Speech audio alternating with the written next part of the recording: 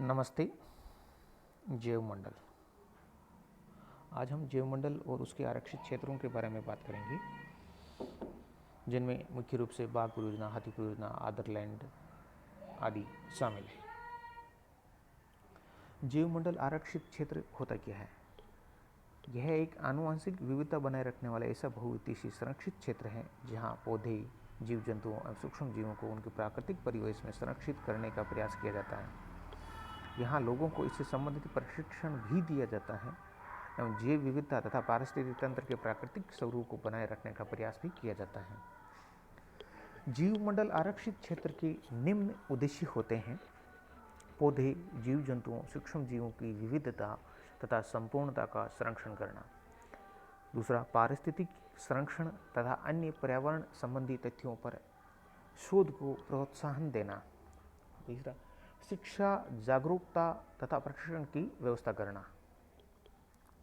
इस कार्यक्रम में गैर सरकारी संगठनों को शामिल किया जा रहा है और दूर संवेदन जैसी आधुनिक तकनीक का प्रयोग भी इस कार्यक्रम के अध्ययन के लिए किया जाता है। भारत सरकार द्वारा अब तक 14 जीवमंडल आरक्षित क्षेत्र स्थापित किए जा चुके हैं। सर्वप्रथम 1986 में तमिलनाडु, कर्नाटक, केरल में संयुक्त रूप से नीलगिरी क्षेत्र में जीवमंडल आरक्षित क्षेत्र स्थापित किया गया। उसके बाद उत्तरांचल में नंदा देवी में 1988 में और उसी वर्ष मेघालय के नोकरेक में भी जीवमंडल आरक्षित क्षेत्र स्थापित किया गया। उसके बाद से अब तक सुंदरवन पश्चिम बंगाल, मन्नार की खाड़ी तमिलनाडु, ग्रेट निकोबार अंडमान निकोबार, पंचमंडी, कंचनजंगा, अगस्थामलाई, डिब्रू, देखोवा व देवहांग देवबंद, सिमलीपार, मयूरभुज उड़ीसा, मानस असम एवं मार्च 2005 में घोषित अचानकमार अमरकंटक में जीवमंडल आरक्षित क्षेत्र स्थापित किए जा चुके हैं। अंडमान के उत्तरी द्वीप समूह, अंडमान निकोबार, कच्छ का छोटा रण गुजरात, नामदफा अरुणाचल प्रदेश, थार मरुस्थल राजस्थान, फूलों की घाटी उत्तरांचल, कान्हा सिसली छत्तीसगढ़, गिर सौराष्ट्र गुजरात में जीवमंडल आरक्षित क्षेत्र प्रस्तावित है। नीलगिरी, सुंदरवन, मन्नार की खाड़ी और नंदा देवी अक्टूबर 2000 में सम्मिलित किए गए। को यूनेस्को नेटवर्क ने में जीवमंडल आरक्षित क्षेत्र के वैश्विक नेटवर्क के अंतर्गत मान्यता प्रदान की गई है। इनमें से हम कुछ परियोजनाओं की चर्चा करेंगे, जिनमें बाघ परियोजना 1969 में अंतर्राष्ट्रीय प्रकृति एवं प्राकृतिक संगठन संघ IUCN के 10वें अधिवेशन में ये निर्णय लिया गया कि बाघों को संपूर्ण सुरक्षा दी जाए। भारत ने भी इसके पश्चात इस लुप्त होती प्रजाति की सुरक्षा एवं उसके संवर्धन के लिए 1 अप्रैल 1973 को जिम कॉर्बेट उत्तरांचल राष्ट्रीय उद्यान में बाघ परियोजना की शुरुआत की।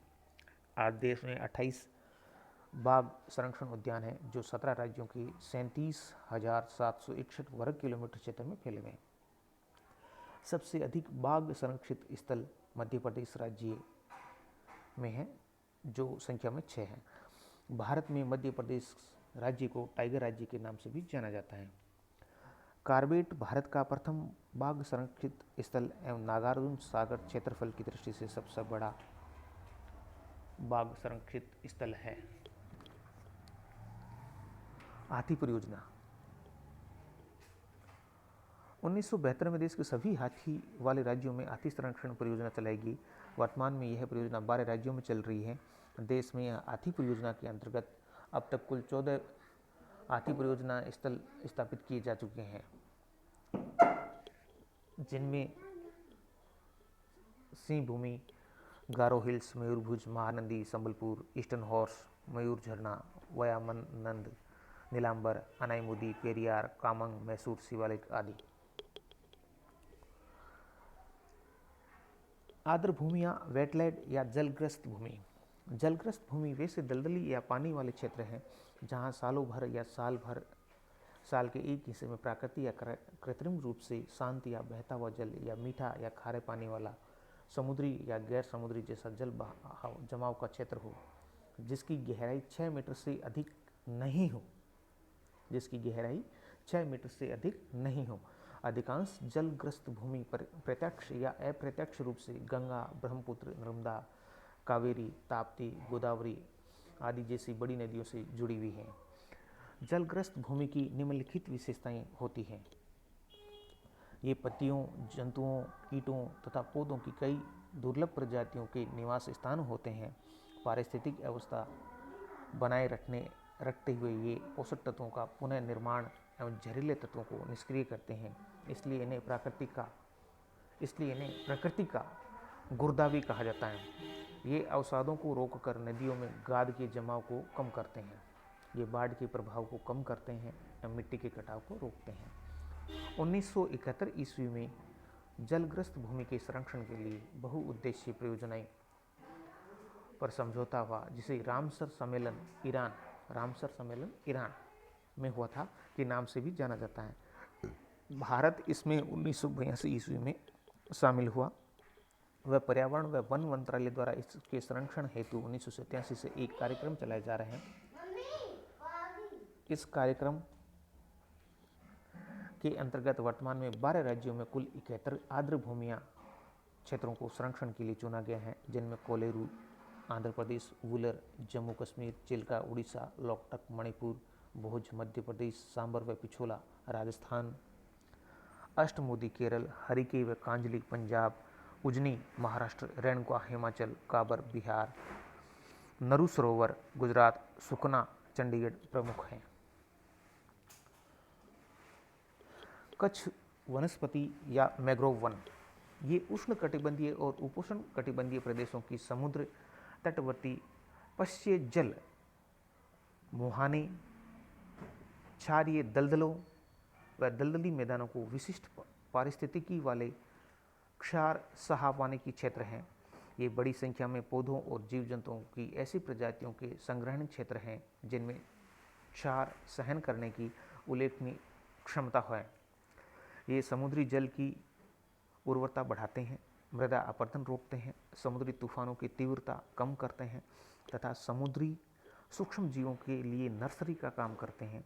भारत में मैंग्रोव वनस्पति का कुल क्षेत्रफल लगभग 6000 वर्ग किलोमीटर है। मैंग्रोव वनस्पति संरक्षण और प्रबंधन योजना में 38 मैंग्रोव वनस्पति क्षेत्रों की पहचान की गई है। उत्तरी अंडमान और निकोबार द्वीप समूह, सुंदरवन, भीतरकनिका उड़ीसा, कोरिंगा गोदावरी डेल्टा, कृष्णा का मुहाना आंध्र प्रदेश, महानदी डेल्टा उड़ीसा, पिछावरम व कैलीमर पॉइंट तमिलनाडु, गोवा, कच्छ की खाड़ी गुजरात, कुंदापुर कर्नाटक, अचरा रत्नागिरी महाराष्ट्र और वेबनाथ केरल इनमें प्रमुख हैं। प्रवाल भीतियां या मूंगे की चट्टान, ये उष्णकटिबंधीय उथले जल की सामुद्रिक पारिस्थितिकी है एवं जैव विविधता के विशाल भंडार हैं। मन्नार की खाड़ी और पाक की खाड़ी में तथा अंडमान निकोबार द्वीप समूह में प्रवाल भीतियां पाई जाती हैं।